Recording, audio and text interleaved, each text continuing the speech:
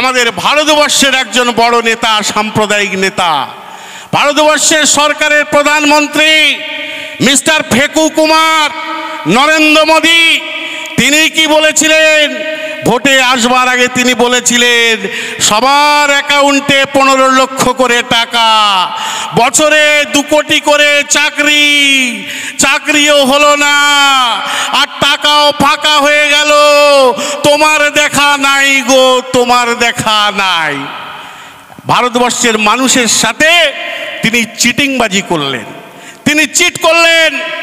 চোরের মায়ের বড় গলা একটা প্রবাদ আছে, তাই তার দলের আমচা চামচারা তৃণমূলদেরকে দেখে আজকের যারা চোর চোর স্লোগান তুলেছে, আজকের এই 24-এর 1 জানুয়ারিতে আপনাদের কাছে বলে রাখি, আপনারাও যেখানে বিজেপির অমিত শাহ হোক, নরেন্দ্র মোদী হোক, কিংবা পাড়ার লালটু বল্টু যাদের দেখবেন, দেখলেই স্লোগান তুলবেন, চিটিংবাজ চিটিংবাজ চিটিংবাজ বলে স্লোগান তুলবেন।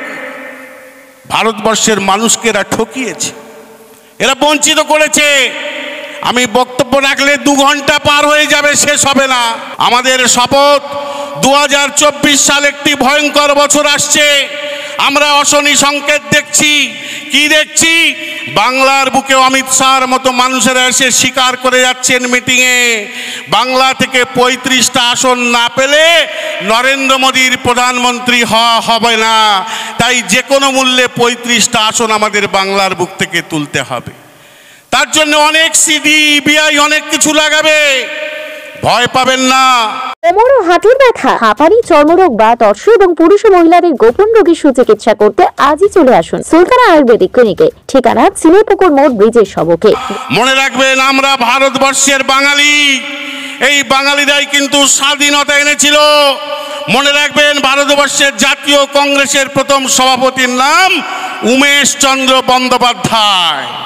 আর আজকের বিজেপি যে চড়ং বড়ং করছে, ভারতীয় জনসংঘ থেকে বেরিয়ে এসে সৃষ্টি হয় একটা অদ্ভুত ধরনের প্রজাতি এই বিজেপি।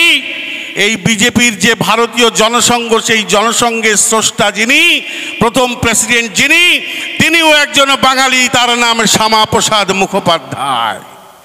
আর সিপিএমের কথা তো ছেড়ে দিলাম, রাশিয়া চীন থেকে ধার করে আসা পার্টি, যাদের নেতা ছিল কমরেড খাটিয়া কুমার অর্থাৎ জ্যোতিবাবুরা, তারা ছিল নেতা। লক্ষ্য করুন, ব্রিটিশকে তাড়ালো উমেশ চন্দ্র বন্দ্যোপাধ্যায়ের দল। মনে রাখুন, ভারতবর্ষে বামপন্থী শাখা সংগঠন ফরওয়ার্ড ব্লক সৃষ্টি করলেন আরেক বাঙালি, নেতাজি সুভাষচন্দ্র বসু, সেখানেও বাঙালি। আর এই ভারতীয় জনসংঘ ভেঙে বেরিয়ে আসা একটা উচ্ছিষ্ট দল বিজেপি, শ্যামাপ্রসাদের সমস্ত স্বপ্নকে ভুলণ্ঠিত করে দেওয়া একটা দল, যে দল মির্জাফরের দল, যে দল হচ্ছে শয়তানের দল, যে দল হচ্ছে তৃণমূল কংগ্রেসের সাথে চেটে পুটে খেতে খেতে একটা মিথ্যাবাদী ভণ্ডরাজ শুভেন্দু অধিকারীদের দল, সেই দল হচ্ছে বিজেপি। সেই দলেও কিন্তু মাথা ছিল বাঙালি। আর এই দলকে উৎখাত করতে পারবে কে? বাংলাতে রাশিয়া সিপিএম থেকে ধার করা পার্টি, মার্কসিস্ট কমিউনিস্ট পার্টিকে যিনি উৎখাত করেছিলেন, দেবী দুর্গার মতো তিনি দশপ্রহরণী হয়ে, তিনি হলেন মমতা ব্যানার্জি।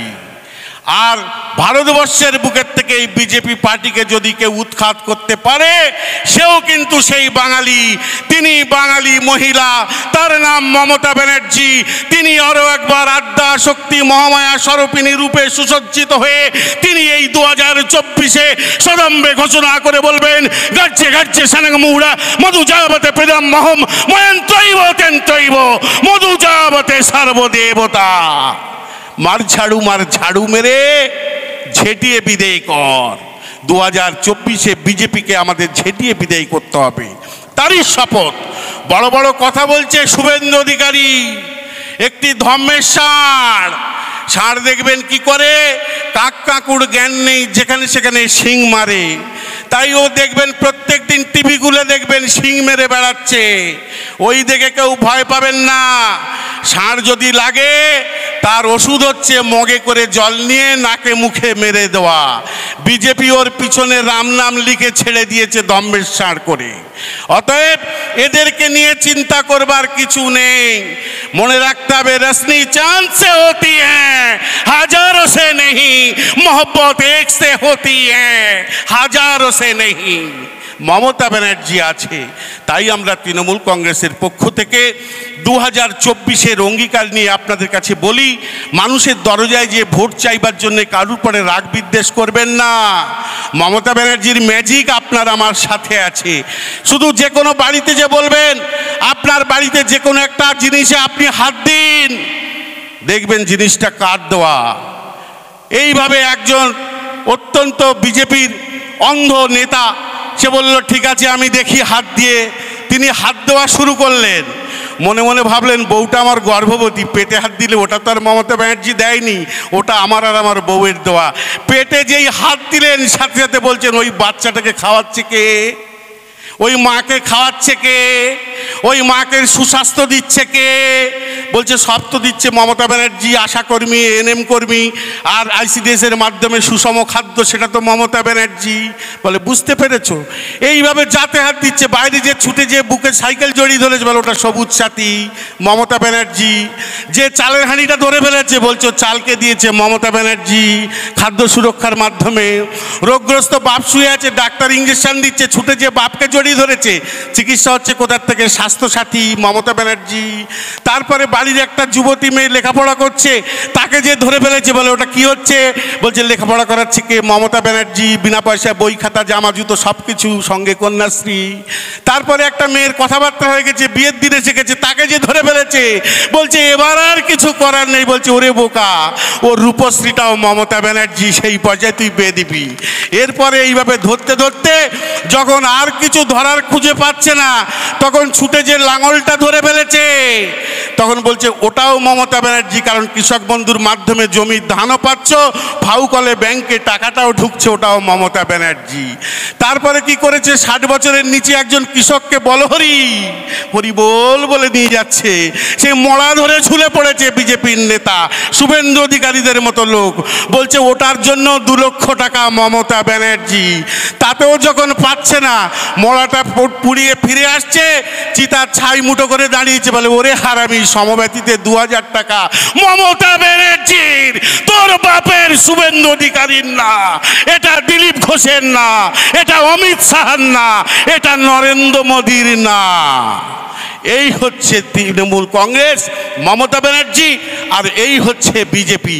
অতএব ভোটটা কোথায় দেবেন আপনারা সুচিন্তিত চিন্তা ভাবনা নিয়ে আপনারা ভোটটা দেবেন। শুধু এইটুকু কথা মানুষের দরজায় বলবেন, 2024-এ আমরা যেন শপথ নিয়ে বলতে পারি, উষারো দুয়ারে হানি আঘাত, আমরা আনিব নতুন প্রভাত, আমরা ঘুচাবো তিমির রাত্রি, বাধার বিন্দাচল, চল রে চল রে চল, তৃণমূল কংগ্রেসে চল, চল রে চল রে চল, শেখ শাহজাহানের সাথে চল, বল রে বল রে বল, শেখ শাহজাহান জিন্দাবাদ বল, মমতা ব্যানার্জি জিন্দাবাদ বল, অভিষেক বন্দ্যোপাধ্যায় জিন্দাবাদ বল।